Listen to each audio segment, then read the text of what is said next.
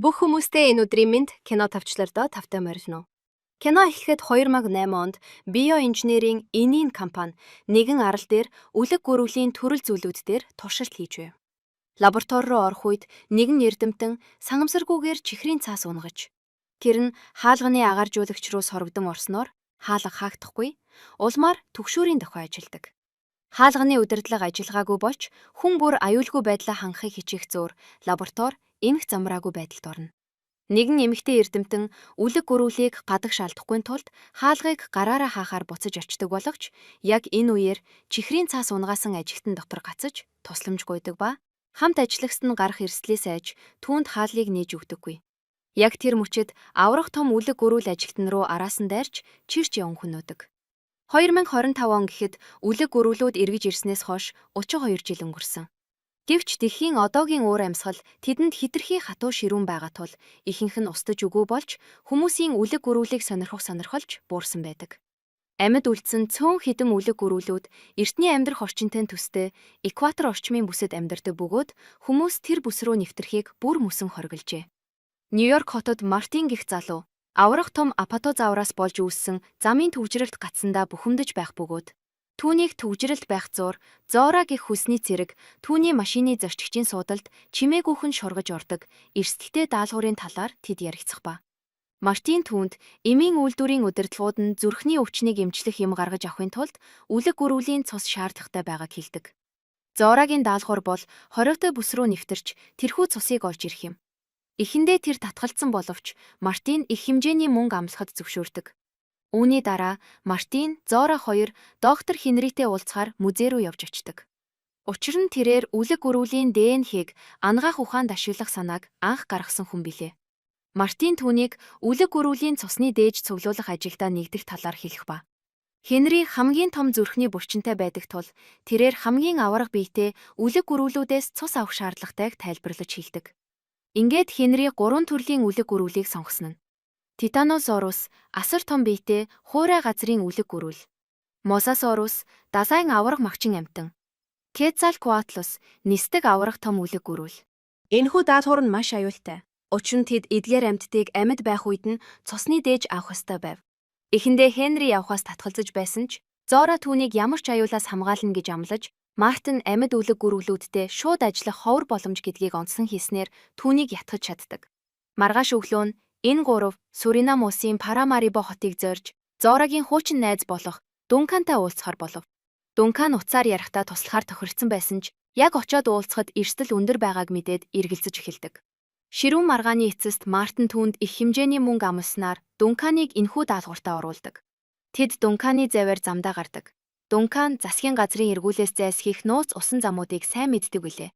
Заваар явж байхдаа тэд тухайн бүс нутгийн зургийг нэгтлэн үзэж Хенри өөрийн тусгайлан зохион бүтээсэн сумнуудаа тэдэнд үзүүлдэг ба. Эдгээр сумнууд нь үлэг гөрүүлийн хатуу зузаан арсыг нэгтлэх зориулалттай бөгөөд хамгийн багадаа 10 метрийн зайнаас харах ёстой. Сум нь цусны дээжийг автоматар сорж аваад буцаж сугран гарах горимтой талаар хэлдэг. Харин далайн нэг хэсэгт Рюбен өөрийн охид болох Изабелла, Тереза болон Терезагийн найз залуу Хавьер нарын хамт далаагаар аялж явдаг. Тэднийг аялж байх зуур завны ойролцоо ямар нэгэн зүйл сэлж байгаа нь ажиглагдах ба. Эхэндээ тэдгээр амтныг дельфин гэж бодсон боловч сэлүүр нь юр бусын харагдаж байдаг. Гэнт нөгөө үл мэдэгдэх амтан завийг хүчтэй мөргөөд хурдан холдон сэлэх бөгөөд Рюбен заваа шалгаж үзээд гэмтэл учраагүйд нь тайвширна. Гэтэл яг тэр мөчид аврах том мозазавр уснаас гинт гарч ирэн асар том биеэрээ завийг хөмрөх төхүүлээд буцаад ус руу шумбан ордог. Зав хэсэг зуур тогтвортой байсан ч удалгүй бүрэн хөмрөв. Рюбен болон түүний охид живж буй завинд даруулахгүй тулд ус руу үсэрцгийх бөгөөд харин Хавьер дотор нь гацсан байсан бөгөөд усны даралтаас болоод хаалх нь онгоохгүй байдаг. Охтыг хөмөрсөн зав руу авиран гарах зуур Рюбен Хавьерт хандан осын цүнхнээс радио аваарай гэж хаширв. Хавьер цүнхийг олж аваад хаалгыг онгоот нь дахин өшөвсөөр сэлж гарч чаддаг. Рюбен ч мөн адил зав руу авиж гарсан ч усан дотор байсан Хавьер ойрогцоо сэлж буй мозазаврыг олж харах бөгөөд тэрээр усны мандал руу яаран гарч зав руу хамаг хүчээрээ сэллээ. Азар мозазавр завны доогуур сэлж өнгөрснөөр гэр бүлийнх нь Хавьерийг татаж гаргаж чаддаг. Маргааш өглөө нь Дункан багийнхныгаа сэрэх бөгөөд ингэж байхдаа тэрээр яаралтай тусламжийн дохио сонсдог. Тэрээр бусаддаа энэ тухай хийсэн боловч багийн гишүүд болох Мартин, Бобби нар тусламжийн дохиог үл тоомсорлож өөрсдийн даалгавраар боддог. Гэвч Зора тэдэнд туслах ёстой гэж үзсэн бөгөөд Дункан ч түүнийг дэмжиж, тэрээр багийнхандаа хүлэг онгоцны чиглэлийг өөрчилж, дохио ирсэн зүг рүү явахыг тушаадаг. Удалгүй Рубен ойртож буй завийг олж хараад байршлаа мэдэгдэхийн тулд гэрэл цум харуулж тэд авралдан. Гэр бүлийнхнийг аварсны дараа Зора яагаад Моза заавар завруу дайрсан байж болохыг асуухад Хенри үлэг гүрүүл завийг өөрийн өрсөлдөгч эсвэл аюул занал гэж үзсэн байх магадлалтай гэж тайлбарладаг. Гинт завны радар ямар нэг зүйл илрүүлж Моза заавар тэдний завийг ч мөн адил мөргөв. Моза заавар уснаас гарч ирэх үед Зора сум харахаар байрлаа эзэлж Хенри түүний аюулгүй байдлыг хангахын тулд тавцантай холбож хүлдэг. Дункан завны хурдыг нэмж Зора буутахад бэлтгэх бөгөөд гэвч Моза заавар дахин үсрэх үед Зора байгаа унсангүй. Амтан улам ойртоход Дункан мөргөлдөхөөс зайлсхийж завийг эргүүлж эхлэв. Хенри Зорад өгөхөөр өөр нэг сум шүүрч авсан ч Моза заавар завийг дахин мөргөж Зора тэнцвэр ардан доош унах ба азар Зора хөлөөрөө тогтож амжсан бөгөөд Хенри түүнийг тусалдаг. Ингээд Зора дахин онилж амтны биед сумыг амжилттай зоодог. Сум цусаар дүүрмэгц өөрөө сугран гарч жижиг шүхэр дийлэх ба Хенри амжилттай дээжийг барьж авдаг. Дээжийг авсны дараа багийнхан баялан тэмдэглэж Зора Хенри хоёр цусны дээжийг аюутгүй хадгалахын тулд хүйтэн хайрцагт хийдэг. Гэвч Хенри энэ даалгаварт эргэлзэж эхэлдэг. Тэрээр эмийн үйлдвэр зүрхний өвчний шин эмийг зөвхөн баян хүмүүст өгөхгүй гэж санаа зовж байгаагаа Зорад хэлдэг. Шинжлэх ухааны нээлтүүд хүн бүрт ашиг тустай байх ёстой гэж тэрээр үздэг. Яг тэр мөчид Моза заавар хид хідэн спинозавртай хамт эргэж ирэхийг хараад багийнхан мэл гайхдаг. Эдгээр хоёр өөр төрөл зүйл хоорондоо хамтран ажиллаж симбиотик харилцаа байгааг хараад Хенри маш их гайхдаг. Тэднийг хараад Бобби гадагшгүн гарч тэдэн рүү шууд гал нээж ихэсэн ч нэгэн ч бай ундаггүй.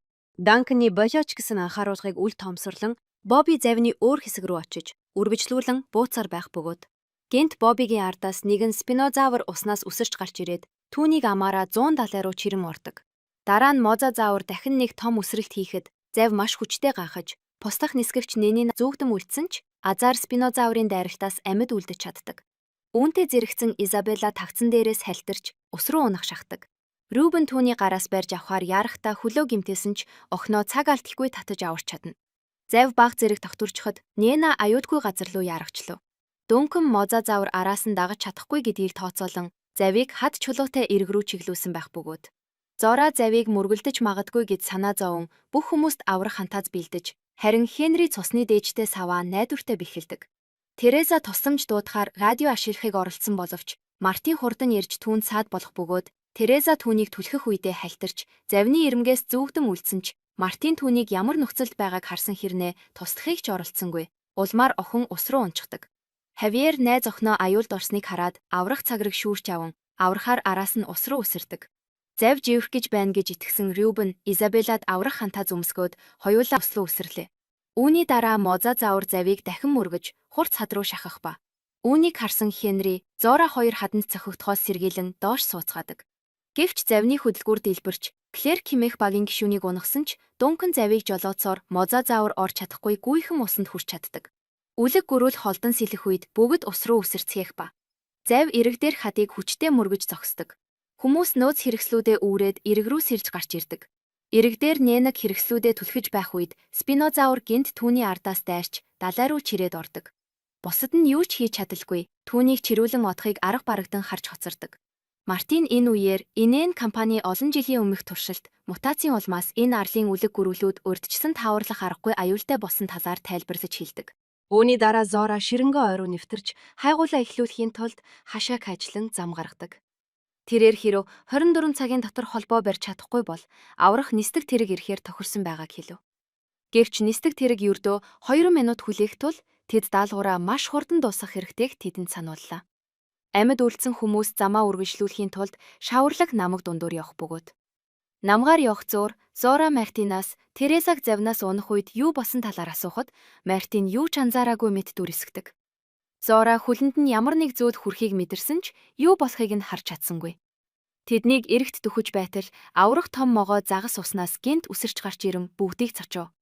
Азар могоо загас дайрагт хийлгүй тэднийг орхидог. Энэ хооронд Хавьер Терезаг олж түүнд тусалж байх ба удалгүй Рубен Изабелла нартай уулзаж гэр бүл дахин нэгдэв. Гэр бүлээрээ хамтдаа сэлсээр арал руу хүрэх нэгэн агууг олжээ. Тэд арал дээр хурч ирээд байгалийн үзэсгэнд түлхийд биширч хэсэг саатах ба. Тэд зарим нэг хуучин хоолоонуудыг олж хардаг.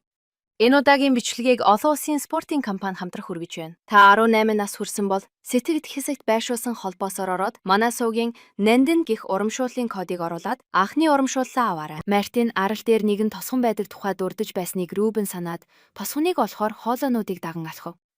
Явж байхдаа Изабелла нэгэн ургамзаас хуурай мөчөр татах гítэл жижигхэн аквалоп гарч ирэн түүнийг ихэд гайхшруулв.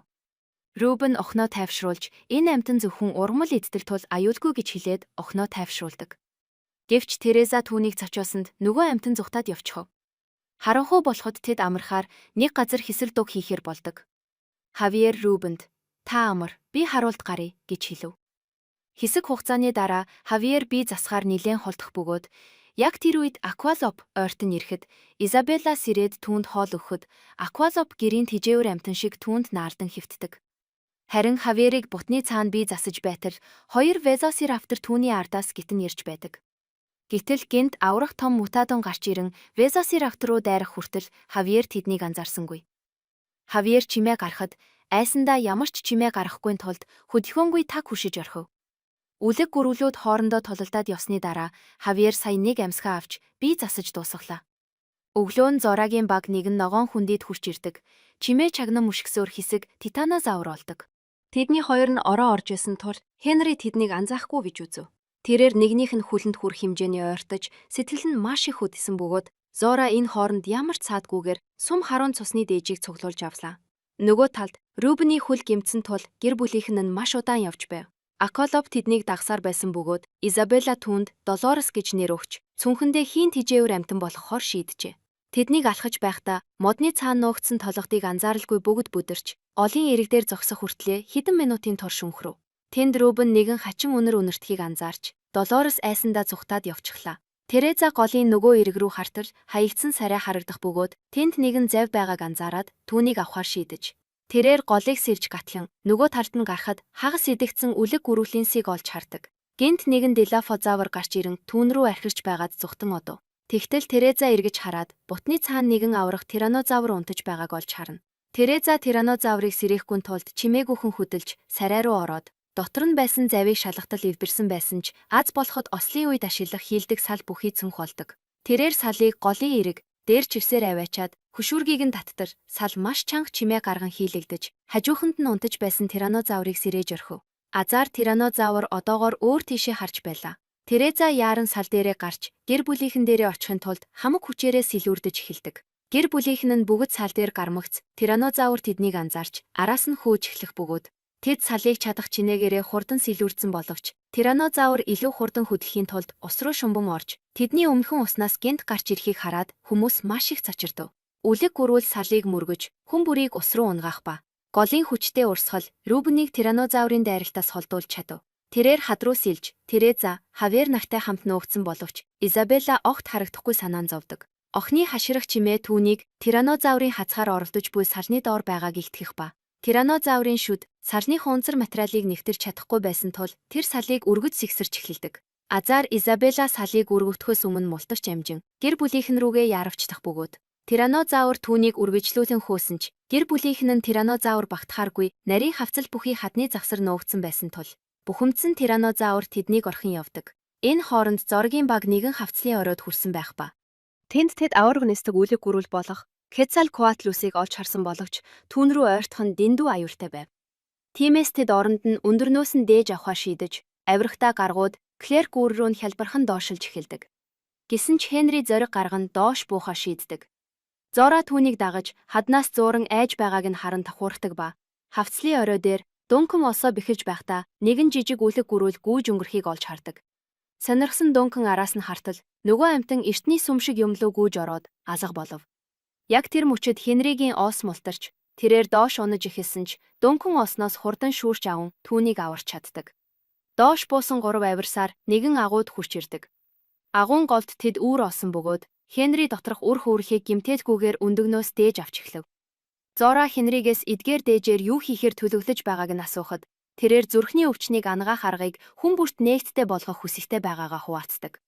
Хавцлын эрмэг дээр олсоо бэхэлж байсан Клерк их Quetzalcoatl үүр рүүгээ буцаж ирж байгааг олж харах ба тэрээр бусдаа анхааруулж хашгирсан бөгөөд үлэг гөрүүл дайрахаас яг өмнө тэд чулуун багны ард нуугдаж амждаг. Хенри нэг болонд гацаж орхив. Зора үлэг гөрүүлийн анхаарахыг сарниулахаар хашгирч, Хенрид дээждээ саваа шүүрч авах боломж олгосон боловч, үлэг гөрүүл өвшөвлөх үед сав нөгөө амьтны хөл доор орчихдог. Клерк үлэг гөрүүлийн толгой руу хурдан багаж шидэж, түүнийг гадавш гаргадаг бөгөөд, тэрээр дээшээ тусламж дуудахад Дункан, Мартин хоёр олсыг татаж эхэлдэг ба түүнийг барьж идэхээр улам ойртдог. Үлэг гөрүүл Клеркийг хөөж байх зуур Хенри дээждээ саваа шүүрч авсан ч, Quetzalcoatl санамсаргүйгээр Хенригийн осноос духтарч, түүнийг агуугаас гадагш чирч гаргаж орхидог. Зора мөн адил ирмэг рүү чирэгдсэн боловч хөлөөрөө тулан олсыг зогсоож Хенриг унгаахгүй тулд осноос чангатгав. Энэ үеэр дээждээ сав унаж доод ирмэг дээр тогтсон байдаг. Зора ос тасарч магадгүйг анхааруулсаар байтал Хенри нааш цааш савлан байж дээждээ саваа дахин шүүрч авч чаддаг. Энэ зуур хавцлын орой дээр Дункан, Мартин хоёр осоо татсаар байсан бөгөөд Quetzalcoatl аманда Клеркийн цогцыг зуусаар гарч ирэхийг хараад маш ихээр айдаг. Үлэг гөрүүл Клеркийг залгисныхаа дараа Дункан, Мартин хоёр руу шууд дайрч, тэд зүхтахын тулд нөгөө шатаар доош яран буудаг. Яг тэр мөчид ос тасарч, улмаар Хенри доош унахдаа азар доор байсан гол руу ундаг.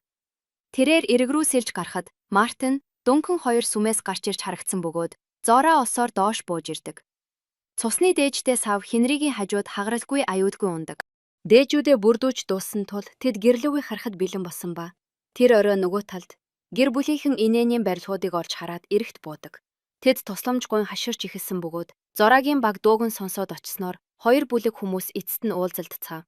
Тереза уулцсан даруйда Мартины хийсэн муу үйлдэлүүдийг бүгдд нь хэлж орхих бөгөөд гэвч Мартин буу гарган хүн бүрийг холдуулж охиныг худал хэлж байна хэмээн зүтгэсээр байх бөгөөд Мартин дээжтэй чемоданыг шүүрч аван бугуутайгаа гавлаж орхив. Яг тэр үед Изабелла нэгэн хачин чимээ сонссон бөгөөд Хенри үүнийг цагийн тохируулгатай ажилдаг цахилгаан үсгүр болохыг хэлв. Тун удалгүй шатхуун түгээх станцын гэрлүүд анивчиж хөгжим чангаар дугарч эхлэх ба. Гэтэл гинт хоёр мөтөдөн гарч ирэн хүмүүсийг эхнээс нь хөөж эхлэв. Хүн бүр сандралдан зүхтэж эхэлдэг. Гэр бүлийнхэн шатхуун түгээх станц руу гүйн орж, Рюбен, Хавер хоёр хаалгаа хүчтэй хаан хаав. Мөтөдөнүүдийн нэг нь хаалгыг дахин мөргөх ба. Тэд хаалгыг онгойлгохгүй тулд өмнө нь тавиур тавьж бэхлээд цааш явдаг. Нөгөө мөтөдөн нь Хенри, Дункан хоёрыг хөөсөн бөгөөд тэд лаборатори руу гүйн орж хаалгаа хурдан түвжиж амждаг. Дотор ороод Хенри энэ бол Инийн компани эрлийзжүүлэх туршилтуудаа явуулдаг байсан өрөө болохыг олж мэдэв. Энэ хооронд шатхуун түгээх станцын гадна мөтөдөн зориг олж харан хөөхөд тэрээр Мартины нуугдаж байсан жип машины доогуур хурдан гүйж орох ба. Мартин мөтөдөн рүү буутсан боловч нэг ч удаа онсонгүй. Мөтөдөн ойртон ирж Мартиныг шүүрэн авч жип дээгүү шидэж орхив. Энэхүү эмх замбраагүй байдал дундч Мартин чемоданаа чанга атгасаар байсан ч бууга алдаад. Зора харин бууг нь хурдан шүүрч авдаг. Станц дотор Изабелла Долоресийг олж хараад авахар дөхөв. Яг тэр мөчид мөтөдөн таац цөмжин станц руу дайран орж ирдэг. Изабелла хурдан сэтвэж Долоресийг шүүрч аваад хурдан хөргөвч дотор нуугдав. Мөтөдөн хөргөвчний хаалганы өмнө ирж аимшигтайгаар алхирна. Тиймээс Рюбен мөтөдөний анхаарлыг сарниулахын тулд элдв зүйлс шидэж эхлэв. Энэ нь Изабеллад хөргөвчнөөс мүлхэж гараад гэр бүлийнхэнтэйгээ нэгдэх боломжийг олгож байгаа юм. Тэднийг тавиуруудын ард нуугдаж байх үед Рюбен ус анзаарч шалан дээрх нууц нүхийг олж харав. Мөтөдөнийг тэдний нуугдаж байсан газарт очиход гэр бүлийнхэн аль хэдийн нүхээр дамжин туннел руу зүхтэж амждаг. Лабораторид Дункан газрын зураг харж байгаад арлын доогуур бүхэлдэн сүлжсэн туннелийн системийг олж мэдсэн бөгөөд энэ нь тэднийг бомбд дээрх завь руу хүргэж болох байв. Яг тэр мөчид аврах нисдэг тэрэг ирэх бөгөөд Данкан үүнийг олж хараад Хенрид нисдэг тэргийг явуулалгүй саатуулж байхыг даалгаад өөрөө бусдаа мэдэгдэхээр яв. Хенриг гарах гэж байтал үлэг гөрүүлийн чанга архиралд сонсогдож тэрээр хайрцагны ард яран нуугдана. Үүний зэрэгцээ Мартин нисдэг тэргийг олж хараад жит машин руу үсрэн сууж төрүүлж очихоор хүмүүсийг үлдээгээд хуркин дахив. Зора нуугдахаар гүйж мутадан Мартиныг зогсоохыг оролцсон боловч жип машин үлэг гөрүүлийг мөргөж замаасаа холдуулаад цааш хурдан явдаг. Тэгтэл мутадан туннел дотроос гэр бүлийнхний дууг сонсож ус зайлуулах сувгийн тагийг татан авч тэдний араас доош буух бөгөөд үүнийг харсан Зора мутадоны араас туннел руу ордог. Энэ хооронд аврах нисдэг тэрэг буцаж байсан тул Хенри анхаарлыг нь татахын тулд гэрэлт сум харав. Нисгэгч үүнийг олж хараад эргэж ирэх боловч гинт аврах том Дистортес Рекс гарч ирэн нисдэг тэргийг 100 авч газар читгэд нисдэг тэрэг дэлбэрэв.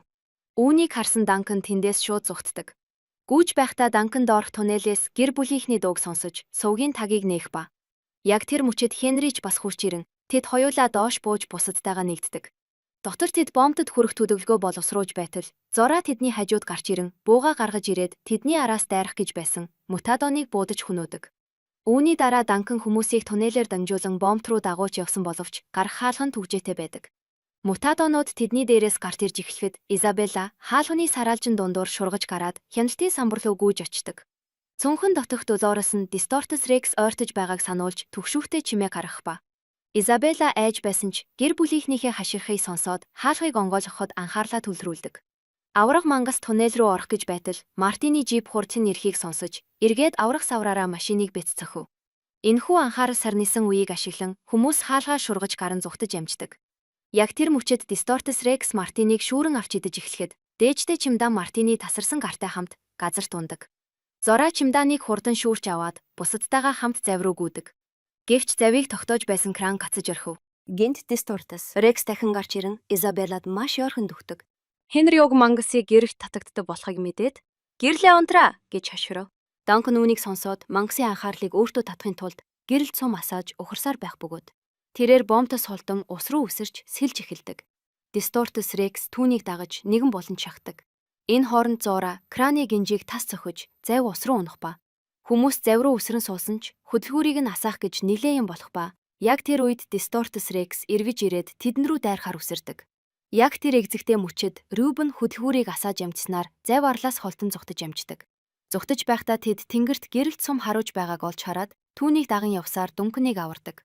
Нар мандахад Рубен Изабеллагийн цүнхэнд Долорес аюулгүй байж байгааг анзаарах бөгөөд Зора энэ үед Хенригээс дээжүүдийн талаар асуухад Хенри өөрсдийн нээлтийг дэлхийн нийтэд хуваалцах цаг болсон гэдэг дээр санал нэгдснээр энэхүү кино төгсдөг.